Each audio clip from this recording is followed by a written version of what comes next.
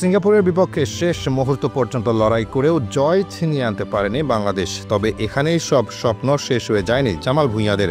Point টেবিলের হিসেব নিকেশে এখনও শক্তিশালী ভারতের চেয়ে এগিয়ে আছে লাল সবুজের প্রতিনিধিরা। এমনকি সকল সমীকরণ মিলাতে পারলে দীর্ঘ ৪৭ বছর পর মিলবে এশিয়ান কাপ খেলার যোগ্যতা।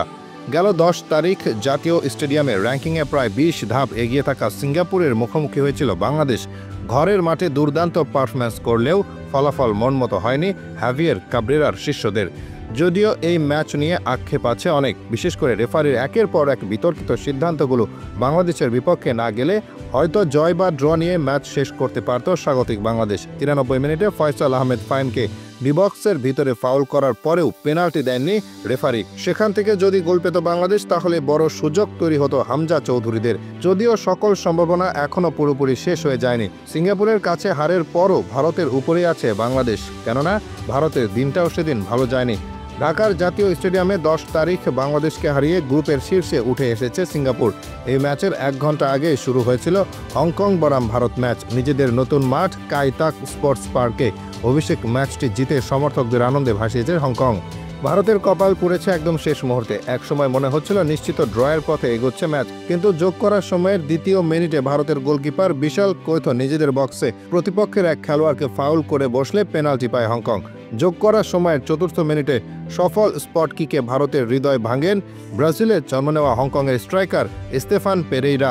হংকংয়ের অবস্থান এখন পয়েন্ট তালিকার ২-এ। এদিকে নিজেদের প্রথম ম্যাচে ঘরের মাঠে বাংলাদেশের বিপক্ষে হোঁচট খেয়েছিল ভারত। র্যাঙ্কিংয়ে সবার চেয়ে এগিয়ে থাকলেও জামালদের সাথে ড্র করার পর ১০ তারিখ হংকংয়ের বিপক্ষেও জিততে পারেনি তারা। এদিকে সিঙ্গাপুরের বিপক্ষে হারের পরেও এএফসি বাছাই পর্বে গ্রুপ সিতে ৩য় স্থানে আছে বাংলাদেশ। হংকংয়ের কাছে ১-০ গোলে হারের পর ভারত চলে গিয়েছে গ্রুপের তলানিতে।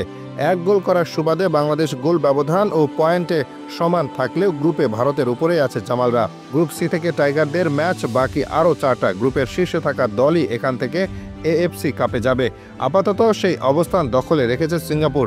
পূর্ব এশিয়ার দেশটি যদি বাকি সব ম্যাচেই জিতে তবে তাদের পয়েন্ট হবে ১৬। হংকংয়ের ক্ষেত্রেও একই কথা প্রযোজ্য। অন্যদিকে বাংলাদেশ এই পর্যায় থেকে সর্বোচ্চ অর্জন করতে পারবে ১৩ পয়েন্ট। ভারতেরও সম্ভাব্য সর্বোচ্চ পয়েন্ট বাংলাদেশের সমান ১৩। অর্থাৎ এখন আগামী ম্যাচে হংকংয়ের বিপক্ষে যেভাবেই হোক জিততে হবে হামজাদের। এই ম্যাচ জিতলে পথ অনেকটা সহজ হবে তাদের জন্য। একইভাবে ভারত যদি কোনোভাবে সিঙ্গাপুরকে রুখে দিতে পারে আগামী ম্যাচে, তাহলে সেটা হবে বাড়তি পাওনা। এই মুহূর্তে ভারত যদি পরের ম্যাচ জিতে এবং বাংলাদেশের যদি হংকংকে একটু বড় ব্যবধানে হারিয়ে দিতে পারে তাহলে শীর্ষে উঠে পড়বে টিম টাইগার্স। অর্থাৎ সমীকরণ আরও সহজ হয়ে যাবে তাদের জন্য।